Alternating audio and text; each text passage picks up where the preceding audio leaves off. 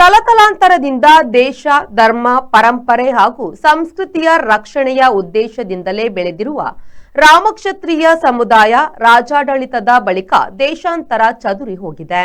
ಆದರೆ ರಾಮಕ್ಷತ್ರಿಯರ ಮೂಲ ಉದ್ದೇಶ ಬದಲಾಗಬಾರದು ಎಂದು ಸಂಸದ ಹಾಗೂ ಮೈಸೂರು ಮಹಾರಾಜರಾದ ಶ್ರೀ ಯದುವೀರ್ ಕೃಷ್ಣದತ್ತ ಚಾಮರಾಜ ಒಡೆಯರ್ ಹೇಳಿದರು. ರಾಮಕ್ಷತ್ರಿಯ ಸೇವಾ ಸಂಘ ಮಂಗಳೂರು ಇದರ ನೇತೃತ್ವದಲ್ಲಿ ಮಾರ್ಗನ್ಸ್ ಗೇಟ್ನಲ್ಲಿರುವ ಪಾಲೆಮಾರ್ ಗಾರ್ಡನ್ನಲ್ಲಿ ಕ್ಷಾತ್ರ ಸಂಗಮ 3 ಎಂಬ ರಾಮಕ್ಷತ್ರಿಯರ ಸಮಾವೇಶದ ಸಮಾರೋಪ ಸಮಾರಂಭದಲ್ಲಿ ಅವರು ಮಾತನಾಡಿದರು. ಧಾರ್ಮಿಕ ಪರಂಪರೆಯಲ್ಲಿ ರಾಮಕ್ಷತ್ರಿಯರಿಗೆ ವಿಶೇಷ ಸ್ಥಾನಮಾನವಿದ್ದು, ಶತಶತಮಾನಗಳಿಂದಲೂ ರಾಮಕ್ಷತ್ರಿಯರು ಕರಾವಳಿಯ ಸಂಸ್ಕೃತಿ ಪರಂಪರೆಯ ಉಳಿವಿಗಾಗಿ ಹೋರಾಟ ನಡೆಸಿದ ಬಗ್ಗೆ ಹೆಮ್ಮೆಯಿದೆ. ರಾಮಕ್ಷತ್ರಿಯರ ಜನ್ಮದುದ್ದೇಶವೇ ಧರ್ಮ ರಕ್ಷಣೆಯಾಗಿದ್ದು, ಕಾಲಾನಂತರ ಈ ಜವಾಬ್ದಾರಿ ಭಾರತದ ಸಂವಿಧಾನಕ್ಕೆ ವಹಿಸಲಾಗಿದೆ. ಆದರೆ ನಮ್ಮ ಕ್ಷಾತ್ರ ಧರ್ಮದ ಉದ್ದೇಶ ನಶಿಸಿ ಹೋಗಬಾರದು. ಕೇವಲ ಯುದ್ಧ ಬಲದಿಂದ ಧರ್ಮ, ಸಂಸ್ಕೃತಿ, ದೇಶ ರಕ್ಷಣೆ ಸಾಧ್ಯವಿಲ್ಲ ಎಂದರು. ನಮ್ಮ ಧರ್ಮವನ್ನು ಪಾಲಿಸೋ ಮೂಲಕನೇ ಅದರ ರಕ್ಷಣೆ ಆಗೋದು ಮೊದಲನೇದಾಗಿ. ಎರಡನೇದು, ನಮ್ಮ ಒಂದು ಬೀದಿಯಲ್ಲೇ ಶುರು ಮಾಡಬಹುದು. ಅದರಾದ ನಂತರ ಸಮುದಾಯ ಕಟ್ಟುವಂಥದ್ದು ಕೆಲಸ ಆಗಿರ್ಬೋದು, ಸಮುದಾಯ ಸಂಘಟಿಸುವಂಥದ್ದು ಕೆಲಸ ಇರ್ಬೋದು. ನಂತರವೂ ನಮ್ಮ ನಗರ, ರಾಜ್ಯ, ಇಡೀ ದೇಶ ಅದರ ಒಂದು ಮಟ್ಟದಲ್ಲಿ ಏನು ಧರ್ಮ ಇದೆ ಅದರ ರಕ್ಷಣೆಗಾಗಿ ಅದರ ತಿಳುವಳಿಕೆ ಹೆಚ್ಚಿಸುವಂಥದ್ದು ಕೆಲಸ ಮೂಲಕ ಅದನ್ನು ಕೂಡ ಭಾಳ ದೊಡ್ಡ ಕೊಡುಗೆ ಆಗುತ್ತೆ ಧರ್ಮದ ರಕ್ಷಣೆಗಾಗಿ. ಕ್ಷತ್ರಿಯ ಸಮುದಾಯ ಯಾವತ್ತೂ ಆ ಧರ್ಮದ ರಕ್ಷಣೆಗಾಗಿ ನಿಂತಿರುವಂಥದ್ದು ಸಮುದಾಯ. ಇವತ್ತು ಸಹ ಅದಕ್ಕಾಗಿ ನಾವು ಬೇರೆ ರೀತಿ ಮಾಡ್ಕೋಬೋದು. ನಮ್ಮ ತಾತನವರು ಭಾಳಷ್ಟು ಸಮಯ ಇಲ್ಲಿ ಕರಾವಳಿಗೆ ಬಂದಿದ್ದರು. 56ರಿಂದ 73ವರೆಗೂ ಈ ಕರಾವಳಿ ನಮ್ಮ ಮೈಸೂರು ರಾಜ್ಯಕ್ಕೆ ಸೇರಿತ್ತು. 73ರಲ್ಲೇ ಅದು ಪುನರ್ನಾಮಕರಣ ಆಯಿತು ಮೈಸೂರು ಸಂಸ್ಥಾನಕ್ಕೆ. 56ರಲ್ಲಿ ಅವರು ಯಾವ ಸಮಯದಲ್ಲಿ ನಮ್ಮ ಮೈಸೂರು ಸಂಸ್ಥಾನ ಎಲ್ಲ ಕನ್ನಡ ಮಾತಾಡುವ ಕ್ಷೇತ್ರಕ್ಕೆ ಒದಗಿಸಲಾಯಿತು ಮತ್ತು ಅದು ಅಧಿಕೃತವಾಗಿ ಸಂಸ್ಥಾನದಿಂದ ಅದು ಮೈಸೂರು ರಾಜ್ಯವನ್ನಾಯಿತು.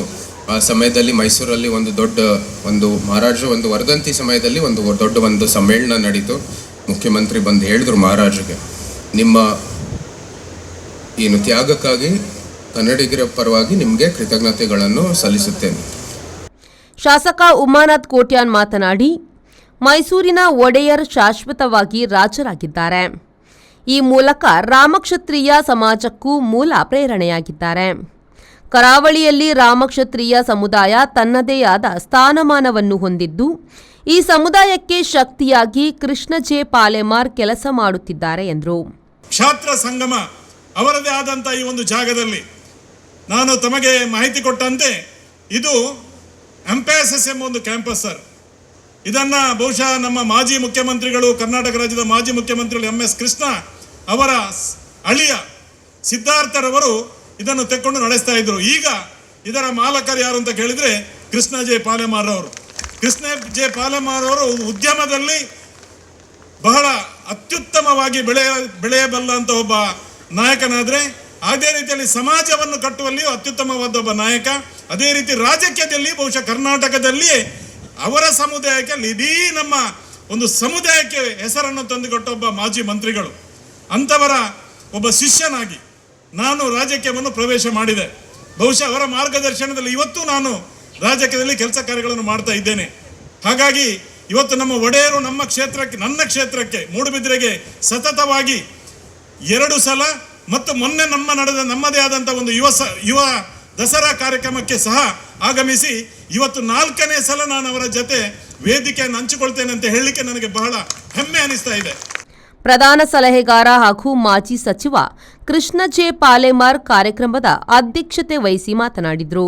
ದೇಶಭಕ್ತಿ, ದೈವಭಕ್ತಿಯನ್ನು ನೀಡಬೇಕು. ಮುಂದಿನ ದಿನಕ್ಕೆ ಒಗ್ಗಟ್ಟಿನ ಮಂತ್ರದೊಂದಿಗೆ ಈ ಕ್ಷಾತ್ರ ಸಂಗಮ ನಿರಂತರವಾಗಿ ನಡೆಯಲಿದೆ. ರಾಜಮನೆತನ ರಾಜರು ಆಗಮಿಸಿ ಈ ಕಾರ್ಯಕ್ರಮಕ್ಕೆ ಮೆರುಗು ತಂದಿರುವುದು ನಮ್ಮ ಕನಸು ನನಸಾದ ಕ್ಷಣ ಎಂದು ಹೇಳಿದರು. ನಿಜವಾಗಿ ನಮ್ಮ ಒಂದು ಕನಸು ನನಸಾಗಿದೆ ಅಂತ ಹೇಳುವಂಥ ಒಂದು ದಿನ ಅಂತ ಹೇಳ್ಬೋದು. ಯಾಕಂದರೆ ಇವತ್ತು ಮನೆತನದ ರಾಜರು, ಅರಸರು ನಮ್ಮಲ್ಲಿಗೆ ಬರಬೇಕು ಹೇಳುವಂಥ ಒಂದು ಕನಸು ಬಹುಶಃ ಕೆಲವರಿಗೆ ಗೊತ್ತುಂಟ, ಇಲ್ಲ ಗೊತ್ತಿಲ್ಲ. ಕನಸು 40 ವರ್ಷಗಳ ಹಿಂದೆ ನಾವು ಪ್ರಯತ್ನ ಮಾಡಿದಂಥ ನಮ್ಮ ಸಮಾಜಕ್ಕೆ ನಮ್ಮ ರಾಜರು ಬರಬೇಕು, ನಮ್ಮ ರಾಜರನ್ನು ಕಾಣಬೇಕು ಅಂತ ಹೇಳುವಂಥ ಒಂದು ಕನಸು 40 ವರ್ಷಗಳ ಹಿಂದೆ ಇತ್ತು. ಆ ಸಂದರ್ಭದಿಂದ ಕೂಡ ನಾವು ಇವತ್ತು ಕಾಯ್ತಾ ಇದ್ದೆವು.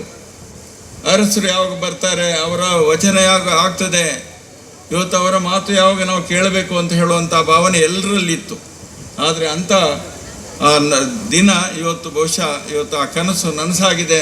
ಅದಕ್ಕೆ ಎಲ್ಲ ಸಮಾಜದ ಪರವಾಗಿ, ನಮ್ಮ ಸಮಾಜದ ಬಹುಶಃ ನಮ್ಮ ಬಹಳ ಸಣ್ಣ ಸಮಾಜ ಅರಸವರೇ, ಇವತ್ತು ಆ ಸಮಾಜದ ಪರವಾಗಿ ನಾವು ನಿಮಗೆ ಎಲ್ಲರಿಗೆ ನಾನು ನಿಮ್ಮೆಲ್ಲರ ಪರವಾಗಿ ಪೂಜ್ಯ ಅರಸರವರಿಗೆ ನಾವು ಕೃತಜ್ಞತೆಯನ್ನು ಈ ಸಂದರ್ಭದಲ್ಲಿ ಕೊಡ್ತಾ ಇದ್ದೇನೆ.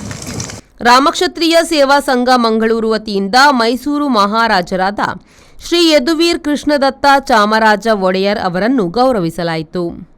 ಈ ವೇಳೆ ನಿವೃತ್ತ ಯೋಧ ಐಎನ್ ರೈ, ಪ್ರಮುಖರಾದ Shashidhar, Devaraya Sherigar, ACF Shridhar, Kishore Kumar, JK Rao, Nagaraj, Deepak KR, ACP Srikanth, Shravan Gangolli, Ravindra Rao, Muralidhar, Ravindra K, Krishna Murali ಸಹಿತ ಹಲವರು ಉಪಸ್ಥಿತರಿದ್ದರು. ನಾಗೇಶ್ ಕಾವೂರು, ವಿ4 news, Mangaluru. The Ocean Pearl Inn. Welcome to hospitality. Another landmark from the Ocean Pearl Group. Ideally located and well-equipped hospitality destination in the heart of the Mangaluru city. Find everything you need with aesthetic appeal and comfort in premium and deluxe rooms. Asian House is the city's first fine dine pan-Asian restaurant featuring Chinese, Thai, Japanese and Indian cuisine. Sagar Ratna is delighting its customers with authentic South Indian vegetarian cuisine, which are cooked fresh. Experience a world-class hospitality. The Ocean Pearl Inn, Vijay Kapikad, Mangaluru.